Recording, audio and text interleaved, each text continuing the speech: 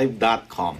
Watch us on our YouTube channel at Net25 TV. I am Cesar Vallejos. Welcome to Open for Business. Join me to discover the latest news and information in business around the world. Stay ahead of the curve from vision to action. Many MSMEs were quick enough to adapt strategies needed to keep their businesses afloat during the pandemic and maintain their brand presence despite the COVID-19 crisis. It is also time for MSMEs to prepare for the challenges of 2021. We will hear the ideas and insights of a respected entrepreneur on creativity, innovation, and collaboration in this episode of Open for Business, as well as the outlook for 2021 for MSMEs. Mr. Jorge Noel, Wieneke III, President of the Association of Filipino Franchisers Inc., will join us shortly. Keep watching.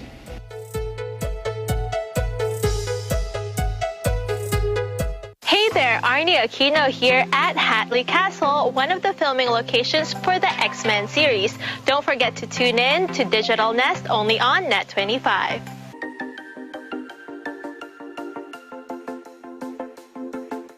Dito sa Unlad, di kami mauubusan ng paraan sa pagbibigay ng hanap buhay. Malaking tulong sa akin. Dahil po dito makapagtatapos po ako ng aking pag-aaral. Malaking tulong po ito, lalo na po sa panahon po natin ngayon. Hindi kaila sa atin na ang Unlad International ay naglagay ng iba't ibang pagkakakitaan ng tao. Kaalaman, Tuturuan namin kayong gumawa ng mochi. Mas bulky yung katawan nila compare sa mga Anglo-Nubians. Because if I propagate that, I can sell it the same price. Ito naman po ay palomino. Compact din po ito ang katawan niyan. inspirasyon, I'm gonna have to recreate nature in our house. Gumawa kami ng silya din, gawa din sa basura. Yung nagbigay sa akin ng pagkakataon para bibigyan ko ng magandang buhay yung nanay ko. at pagtuturo ng iba't ibang paraan para kumita tungo sa pag-unlad. Tuturo sa programang ito ang mga hanap buhay na maaari nilang gawin sa bahay lang. So lahat na oportunidad na pwedeng may tulong through this program ay talagang malaki pong may tutulong. Lahat ng mga program ng tulad ng sa inyo na makakatulong sa kaalaman, kinabukasan, pangkabuhayan ng mga kababayan natin. Huwag sana kayo mapagod at magsawa. It's a blessing. It's a big help. Ako po, si Robin Padilla. At ito po ang Unlad. Kaagapay sa hanap buhay. Kinabukasan ay umuunlad, may kaagapay sa hanap buhay.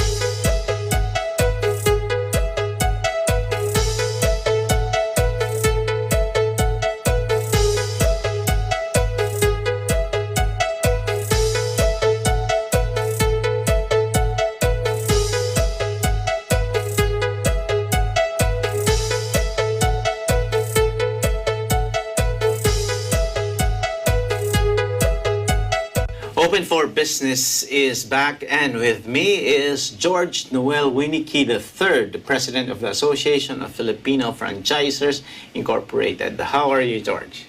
Good afternoon to everyone. I'm okay. Thank you for asking. Very hopeful and a little bit upbeat on this coming new year. Yes, it's good to be upbeat. As a matter of fact, we were just talking off-cam, a lot of, there's traffic already, and a lot of people are going out from their homes and they go to the different malls already. But, you know, of course, some of us still prefer to stay at home because we wanted to stay safe. But talking about consumer confidence, George, you yourself is an entrepreneur and who has decades of experience in setting up, putting up businesses with your brands. How did the pandemic affected your business, and how did you survive? I know, the answer could be very long, but maybe if you can walk us through with your journey during the pandemic. Of course, it's nice to look back. March 15 or March 16, no? This is unexpected for everybody. We really don't know what hit us during that time. Of course, our business were closed in March, April, and May. There was no cash flow coming into the company. It was really terrible and very challenging. But we had to pivot immediately. I think we had to get out of the freeze mode and really expedite everything and go to the fight mode.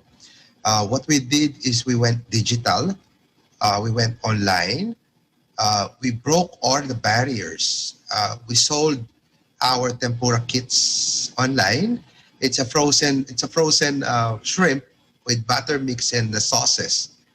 So that's what we did. At first, there was apprehension because the apprehension was you're showing your secret, you're showing how you do it. So it might be something, it's not good for the brand.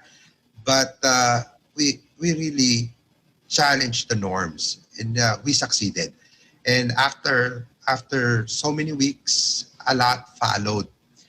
But during the journey of doing online selling, I also saw that a product fatigue might affect our product because everybody went into online selling.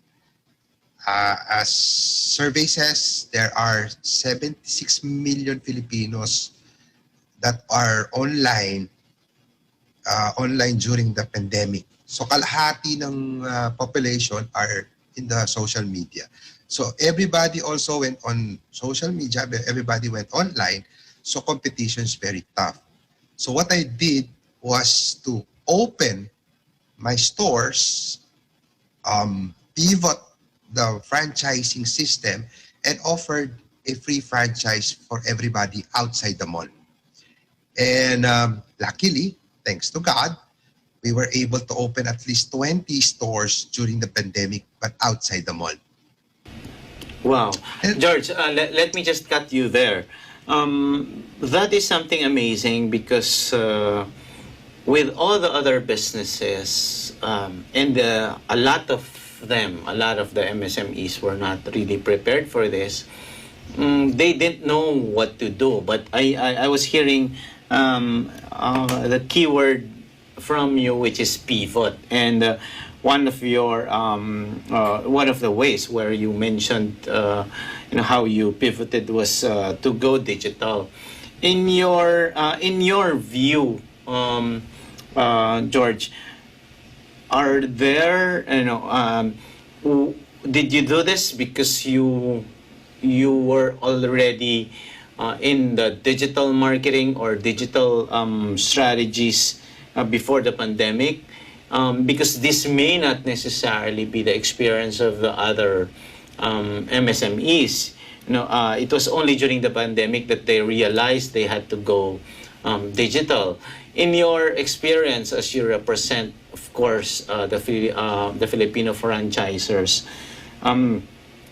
was it a big edge that if they are already digital ready, and what do you think is that kind of contribution of being digital ready during the pandemic? Actually, everybody was already introduced to digital space. We all hear this, the digital revolution, etc. But during pre-COVID, we took for granted because we have choices. So the COVID forced us to embrace these new norms to go digital. In fact, Cesar, before COVID, the connectivity is just 80% of connectivity is more entertainment. We use it for browsing Facebook. We use it to watch Netflix. We use it to watch YouTube. And then the 20% is used to check your email or to check your website. But during the pandemic, it became a vital tool to us. Okay? Nag-reverse siya. Nag-iba siya. It's now the lifeline of the businesses. So it was really forced to us. It was forced. Kasi alam mo, people will always learn if you force them. If you give them choice, they will not learn. They will take for granted. Yeah, that's right. And you were saying almost half or more than half of the Filipinos were online. And then you mentioned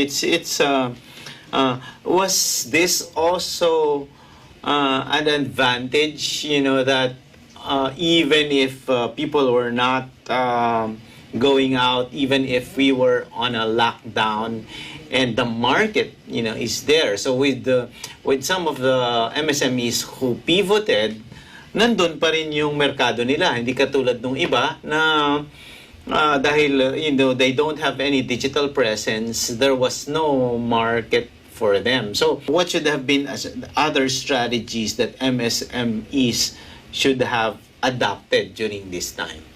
Of course, number one, making your brand presence.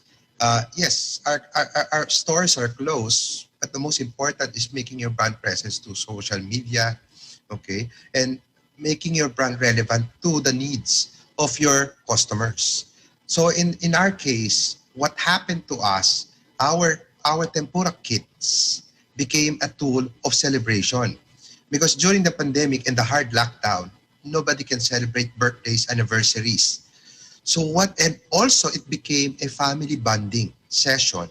You see our customers, cooking our tempura at home with the mother, with the dad, with the lola, and I also saw customers buying our tempura kit, making it as a grand handa or a centerpiece of the family. So we brought in our brand in the houses of our loyal customers.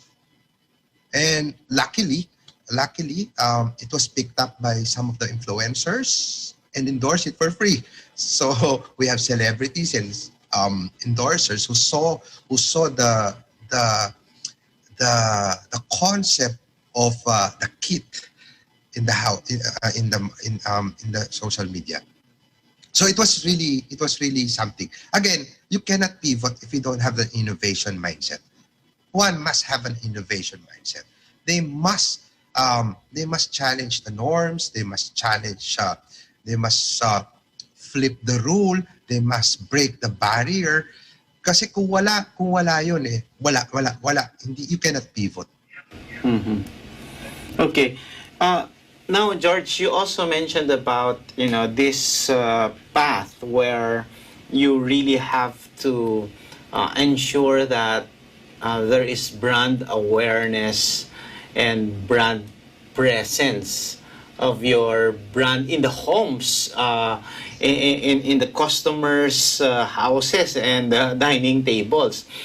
Ito ba, do you have to be an expert in thinking of this strategy wherein during the pandemic, you must find a way that your products will land into the dining tables. So is this some sort of a challenge to do, or do you have this kind of marketing expertise, to ensure that, because this is also a challenge for the other distributors, hindi ba? And even large companies, how would they ensure that all their products reach into the homes during the pandemic? Ano ang sikreto dito, George?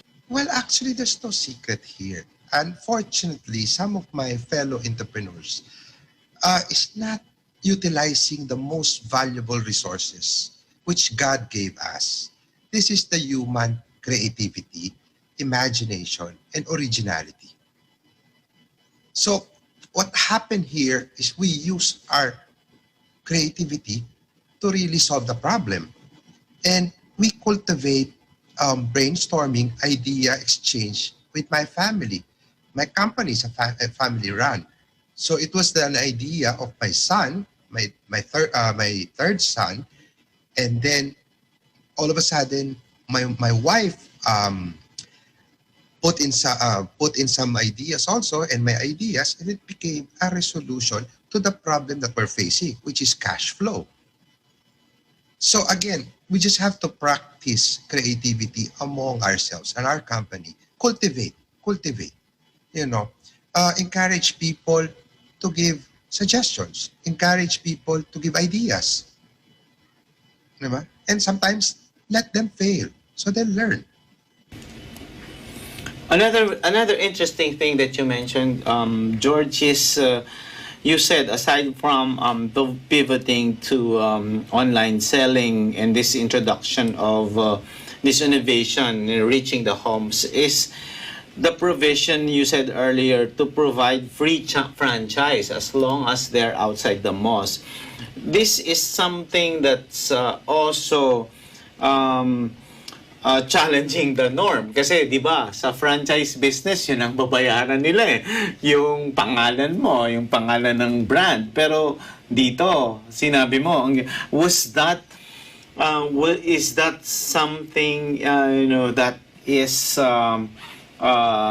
hard to do as an entrepreneur, as a franchisor, wherein you have to give it for free? And is this idea supported by the other entrepreneurs? Because there could have been some objections from other members, because to them, diba, this is the essence of the franchising model. Or meron bang duration lang ba ito? Kumbaga parang, okay, we'll give you the free franchise from this to this date. So was there any objection, or how did you go through this process of innovation? Again, my close friend calls me a maverick. I'm a crazy person. I'm really a creative person. I saw the needs. You see, during the lockdown, you can see statistics. Layoff, okay, OFW coming home. And you can probably mix advocacy and business. You just have to control greed. Okay? Yes, of course. I lost money on franchise fee, but I was able to target my goal to maintain my brand presence in the market, and at the same time to maintain the sales of my commissary. That was the goal. So control greed. Yeah, I heard people are saying I'm crazy, but after 2 months they saw my Facebook. It was a successful thing. My former company suddenly copied it already. They're also offering free franchise, and it's okay. I really posted my plans in the Facebook for my fellow entrepreneurs to follow me. We were the first one to also sell our raw material in public. We were the first one to sell our secret. Okay, we were the first one to open our secret, how we do it, how we cook it, the system, etc. Because when you buy the tempura kit, we give you how to cook it. But it works for us, And then, of course, giving franchise, I mean, dalawa tinatamaan mo dyan. Nakakatulong ka na at natutulungan pa yung opisina mo, yung kumpanya mo. But we are. I think we're a few of a franchise company that opened 21 stores during the pandemic. My question there is, there are gainers and losers during the pandemic. One of the gainers, of course, syempre, sa food business, lalo na sa inyo. Kasi di ba parang sinasabi nga nila is yung essential tsaka non-essential. Nagkataon na food is really one of the essential requirements during the pandemic. Pero paano naman, George, yung that sector who are considered to be non-essential? I was also hearing a lot of CEOs and entrepreneurs na dahil non-essential sila, they really had to make a big leap or a big shift from non-essential to essential items. Yun ba? What do you think are the strategies that they can also do or that they should have done? As I go back, in your case, because your product or commodity is essential, what about those who are into the non-essential items? Do you think they could just change their business model, or they will have to create new items to address the new requirements of the market? Okay, actually, sa food industry also, we were also hit. I have fellow entrepreneurs that was also hit in the food section, no? Tulad ni yung mga cinema snacks. Until now, cinemas are not yet open. Again, my suggestion is to really study the sound bites. What are the sound bites? The needs and the irritants of the market. I mean, the sound bites are there. Consumer behavior has changed. Confidence of consumer or people sa mall bumaba. Those sound bites, meron siyang equivalent resolutions. And this is the time you really have to take. Actually, the pandemic has forced us to use again yung innovation mindset natin because napaka-relax natin. We were relaxed before COVID. There's a bit of arrogance in our system because we believe that we are very strong. The foundation of our company is very strong. But the pandemic has forced us to go back to basic, rethink your business, use your imagination, use your creativity. Dati kasi complacent tayo eh. So, relax tayo eh. Look what happened to Atlas Map. 200 years old company, one of the biggest company in the world, okay, was outrun by Google Map.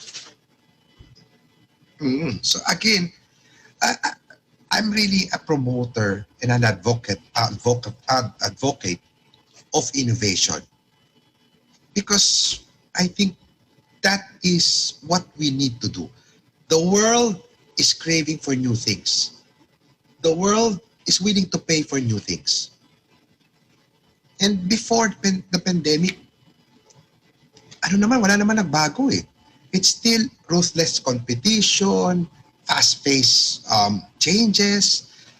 So, itong pandemic lang na to, we were just really forced to think and to innovate.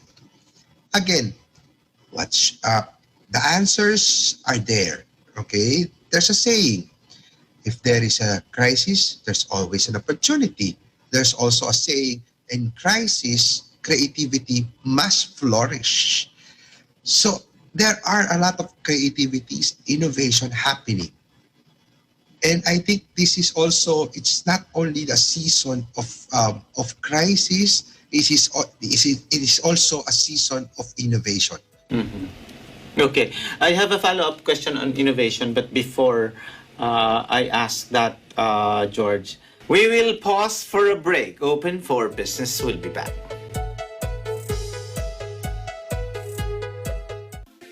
Factual. We have to defeat the virus everywhere. Timely information. Balanced, not only in the country, but also abroad. I'm certain of one thing. Interviews that people need to know. Watch Aguila Pilipinas! A one-hour newscast of reports coming from regional hubs in Luzon, Visayas, and Mindanao. Know the important updates in Asia in ASEAN in Focus.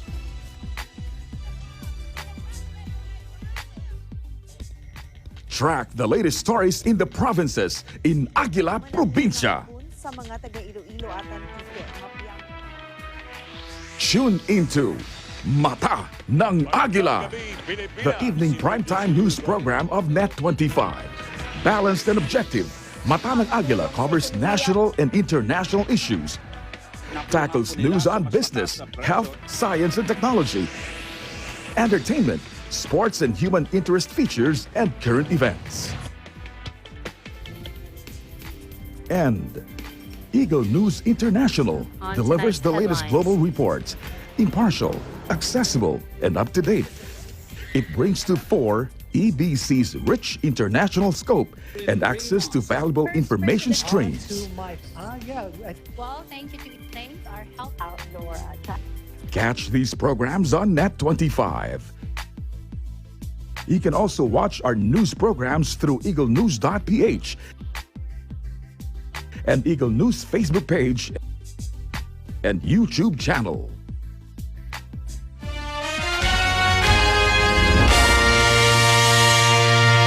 Mamang pinupit, ang puso mo'y binanabag.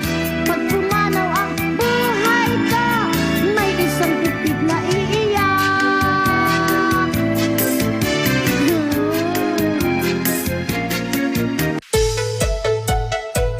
Open for Business is back, and still with me is Jorge Noel, Wieneke III, President of the Association of Filipino Franchisers Inc. Even the big companies, the department store owners, do you think there is a big shift in that business model, and entrepreneurs like you, franchisors and franchisees, should now rethink the franchising model and ensure that the mall is not the only or not necessarily the place where your produce or commodity should be seen?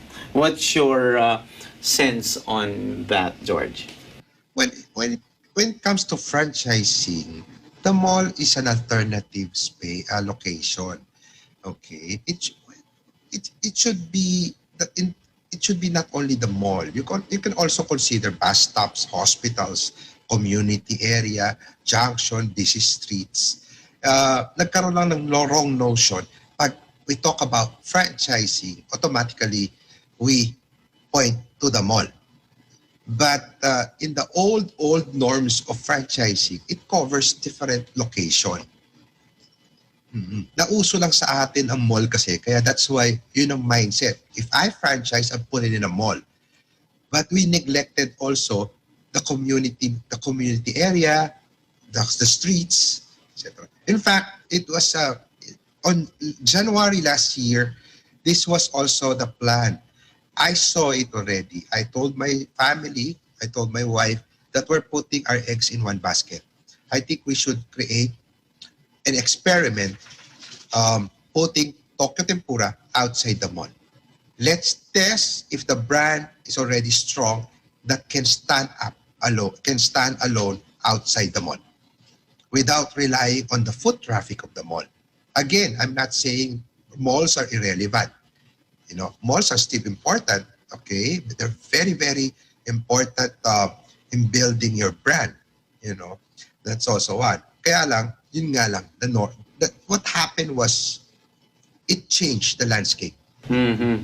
And interestingly enough, you said during the pandemic you launched about 20 or 22 stores. How did 21, you? 21. How did you do it, George? Was during the pandemic movement was really limited. There were travel restrictions, but if that was the case, in your experience, it is really a showcase of the resilience of the Filipino entrepreneur na sabi nga doon sa ating plug na sa bayanihan, let's just have to fight it, di ba? So kumbaga, what's your strategy in doing this? Well, actually, it was merely determination. You are in a crisis, and the natural reaction of a person in a crisis is really to look for a resolution. And that was a resolution for me. But If there is a solution, but your mental state is weak, how can you move? So we have a strong mental state to survive. So what we did was to really talk to people, my people, our people. Can we still do this? We have two kinds of free franchise. The first one is the co-branding franchise. Let's say if you're running a Andox or another business outside the mall and you still have space, you can still double your earnings by getting my brand. So nag-co-branding kami. We did a lot of co-brandings. There are milk tea bars that was open during the lockdown in the community, and we asked them, "I'll give you free. Okay, you don't need to pay anything. Just pay for the renovation and a little bit of the equipment. You'll have two brands." That was the strategy. It was an experiment, actually. And that's good because it also is how we do this competition. Like say, the co-branding wherein you really have to share resources for that specific market. But how receptive are entrepreneurs, other entrepreneurs about this kind of strategy? Sabi mo nga, let's forget greediness. Let's forget about the greed because we have everyone, lahat tayo, we should survive and we should fight the crisis. How receptive was Filipino entrepreneurs about this? Wherein during the pandemic, talagang you have to be generous about your ideas and concepts. And how important is collaboration, cooperation, during these times of the pandemic? Well, of course, there are two important factors here. When we were talking to other entrepreneurs, one is I'm hoping that they have a growth mindset. They're open to change, they're willing to try, and they're willing to relearn and learn. Okay, and they're determined also. Okay, if I'm talking to an entrepreneur that has fixed mindset, ay mahirapan tayo nun. Very critical, they'll tell you kagad it's not gonna work. And then they will also, their ideas are always based on fear-based ideas. So hindi mo pa ginagawa, takot ka na kagad. So, well, I have encountered several. One example is, what if your product will outrun my product? Sabi ko, but at the end part, the profit of that product belongs to you. You still have two. So I need to really explain everything to them.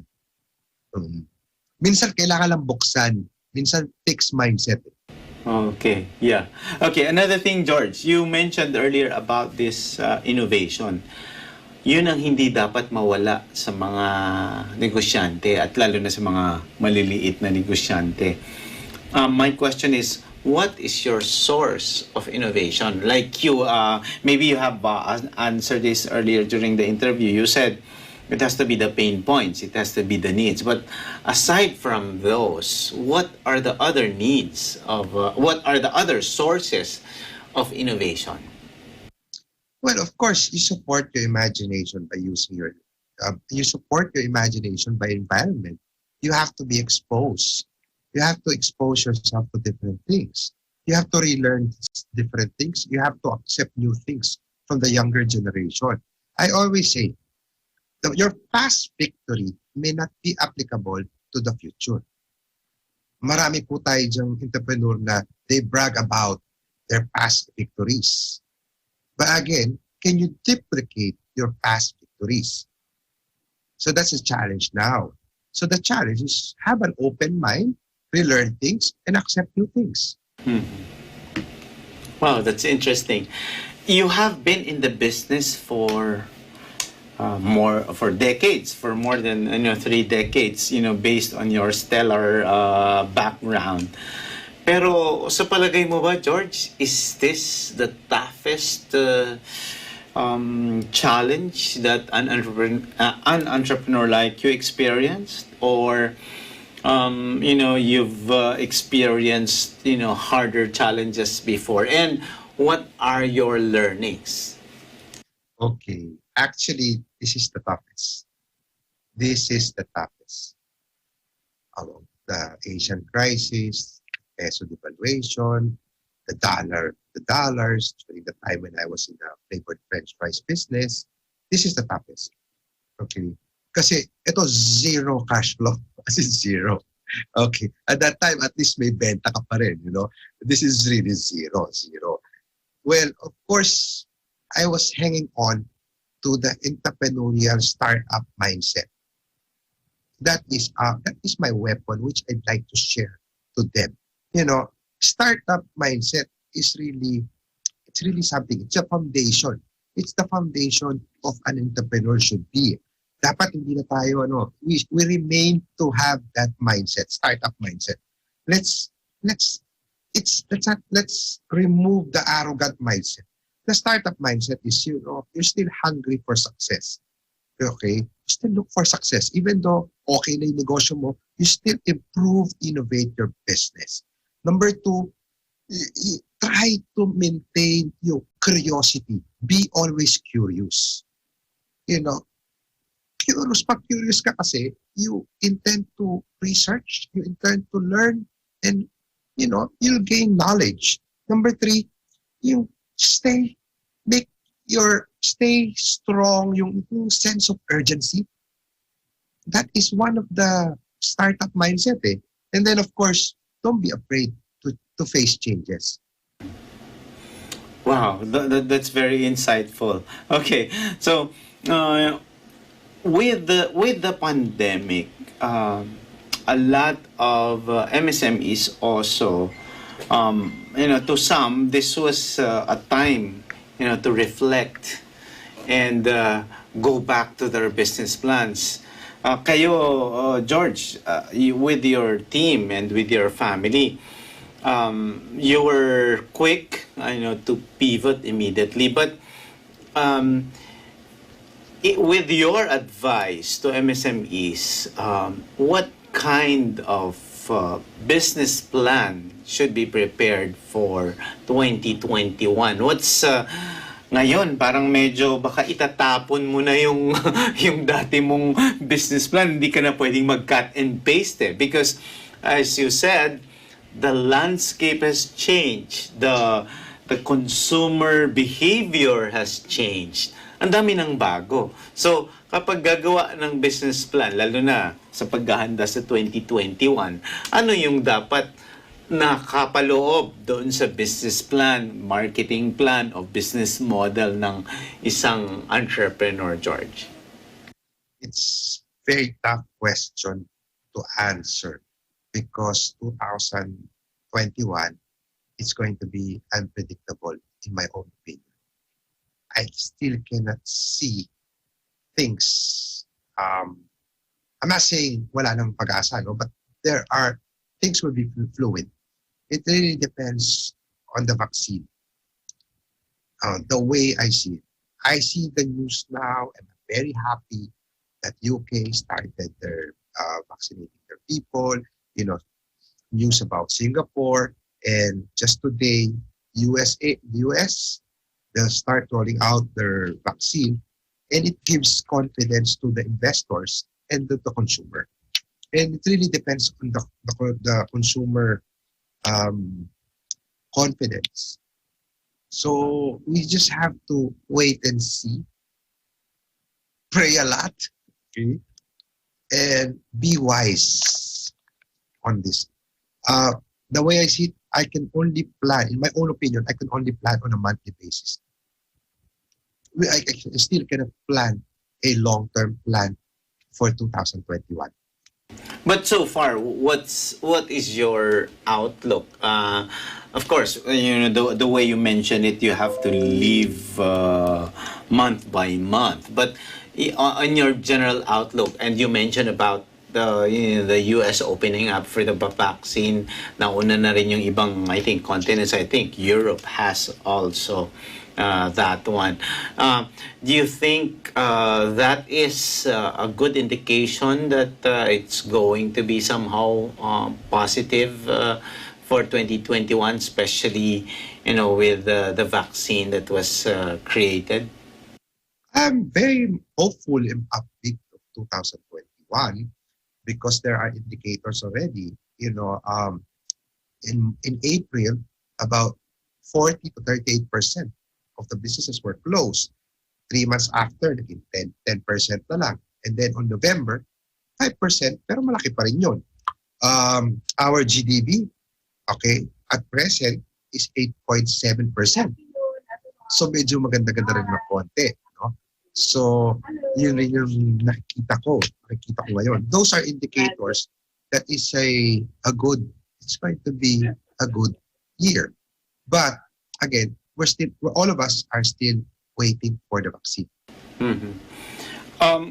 Related to the vaccine, and I think this is now, there is the government intervention here, but if you have a hand in recommending policies or policy changes, to help Filipino entrepreneurs like you, what should it be? What specific policy or maybe support to MSMEs ang ibibigay ng gobyerno para sa mga MSMEs? And of course, in the handling during the pandemic, do you think there are other better options on how government intervenes or helps or supports the Filipino franchisers? Maliban sa gobyerno, ano rin pa ang naiisip mo na pwedeng maitulong ng mga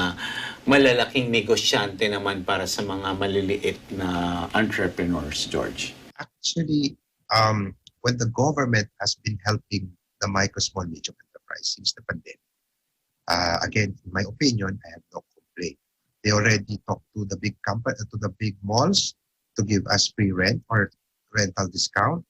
We heard the president begging for the big malls to help us. I know the government knows that we are the backbone of the Philippine economy. I think wala na akong mahihingi. They did their part in my case. There are, you have the Department of Labor issuing a memo that if you cannot afford a 13-month pay, there will be no legal action given to you. You are given a more relaxed. Okay, so those are the things that I think the government already gave. Actually, hindi gobyerno eh. Dapat tayo mga entrepreneurs.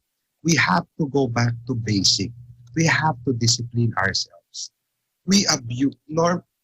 Every time I talk to people, may utang ako, I have to pay this, I have to pay that. It all boils down to financial discipline. Financial discipline. Let's just be frugal. Let's just discipline ourselves. Mm-hmm. I'm not rich. Yeah, but George, can you give some tips on how to achieve financial discipline? Well, number one, cash flow. Don't use your cash flow for other things. You reserve your profit, put it in a bank. If you need to invest in a new project, you only use the profit, not the cash flow. You don't abuse your suppliers. You pay your suppliers on time. So what happened here? When the government decided to close the economy, okay, yung utang mo kaagad sa supplier because you did not pay them on time, nagballoon. So again, it's really the self-discipline on allotting funds and saving funds. Again, we're not a big company, we're not a Jollibee, but I'm very, very proud to say that the financial fundamental of my company is really strong. We are a disciplined company. We have 13-month pay. Okay, I didn't ask for a loan for 13-month pay. Last January, the 13-month pay for 2020 was already there January. I got the 13-month pay. I got the 13-month pay from the profit of 2019. Again, we go back to what I coined control grid. Okay. Wow, that's interesting, George. Now, we're running out of time, but my next question would be, what's next for your company? What's next for Jorge Noel Wieneke? And what's next for Afi? I'm sure the way you talk about financial discipline, there is already this kind of mindset or action plan that you're going to do in the next year. If you can share your plans with us, George. Actually, everything will be in a starting line again. We will rebuild again. It was a storm. It's time to rebuild. When you rebuild, it's also time to save. For my company, looking forward of bringing my company internationally. To my surprise, Asian countries are calling me for a franchise in their country. So that's an opportunity for us. Looking forward for that. For AFI, it was a pleasure serving my association for 2 years. I think it's time for me to step down as my term ends on January 2021. I'm hoping for the best for AFI. Of course, I will still be here as a supporter of AFI. And then I will go back to my foundation, which is Kalye Negosyo. It's an 8-year-old foundation. It offers free entrepreneurship for 6 months. And we've been doing this with my wife. I think this is one of the promises I gave God when I started Talk to Tempura. And it was just a little bit neglected because of my duty to AFI. It was a roller coaster ride, especially the pandemic. It's not easy to be the leader of AFI during the pandemic. Mm-hmm. Yes, and I'm sure your leadership will be remembered by a lot of entrepreneurs during these tough times. Any last words, George, for MSMEs who are listening now? Because, of course, we're talking about bouncing back, rebuilding, and surviving the pandemic. What's your message to the Filipino entrepreneurs who would want to be like you? Imagine opening stores during the pandemic and continuously innovating your product lines to survive.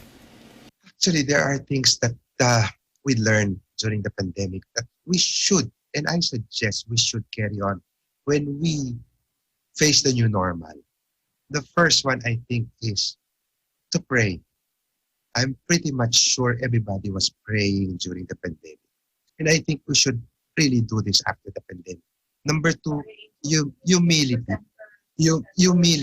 Humility.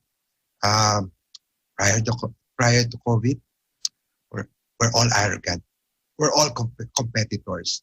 But COVID taught us humility. Nawala yung yabang sa atin. Number 3, siguro number 3 would be probably you have prayers, humility, and then the other one is kindness. Kindness. I think also during the pandemic, we were forced to embrace kindness. We call people, we help people in our own ways. And of course, the last one is faith. We should carry this.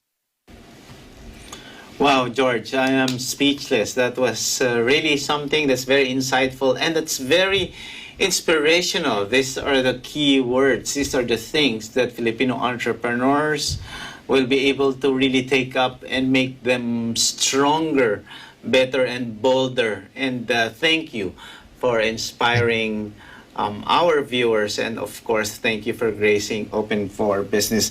That's the president of AFI, or the Association of Filipino Franchisers Incorporated, Mr. Jorge Noel Wieneke, who is also the founder of Kalye Negosyo. Thank you very much, George. Open for Business. We'll be back.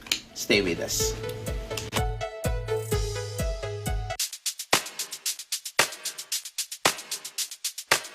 Nakakataas balahibo yung ginawa nyo. Kanta pa lang ng Pinoy, di ba? Umpisa pa lang talaga namang totoo nga, kinilabutan din ako. Yung level of difficulty talagang kitang-kita namin.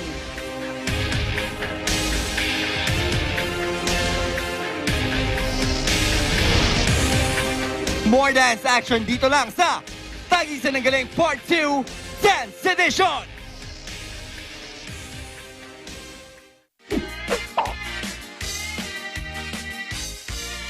Umayos ka dyan, nagigigil lang ko sa'yo.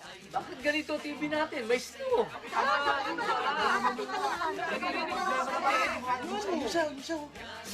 Uy, kasi tahimik na kayo. Ay, Kapitan, nakikita kita, madalas mong kausap si Teacher Jennifer. Ay!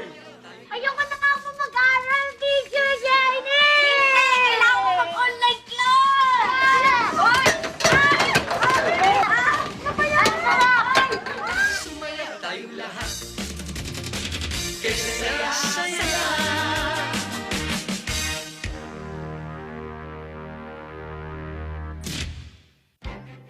Events happen around us all the time.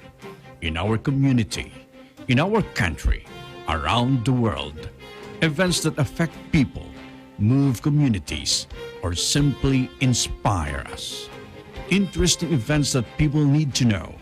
In these interesting times, we continue to be a competent partner in delivering news about these events.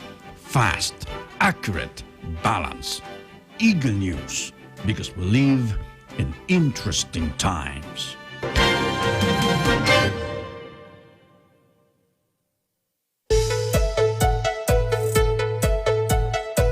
Open for Business is back, and our term of the week is from Forbes.com. Our term of the week is pivot. Pivot means fundamentally changing the direction of a business when you realize the current products or services aren't meeting the needs of the market. The main goal of a pivot is to help a company improve revenue or survive in the market. But the way you pivot your business can make all the difference. A pivot is not a magic pill that can solve all your business woes. Companies should only consider pivoting when absolutely necessary.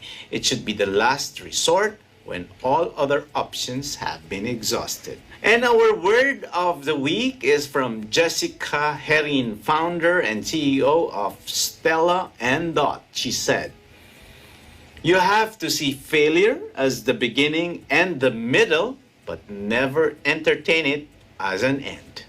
Thank you for watching Open for Business. Join us again in the next episodes of Open for Business for more insights from CEOs, thought leaders, industry experts, and SMEs promoting business development in the Philippines.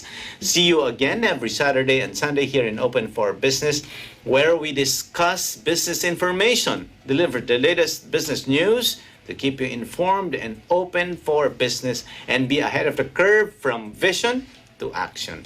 You're on Facebook Live on Eagle News and Net25 TV, and you can watch this again in the video section of the Eagle News and Net25 Facebook pages and on eaglenewslive.com. Subscribe to our YouTube channel at Net25 TV. Thank you again for watching for Open for Business.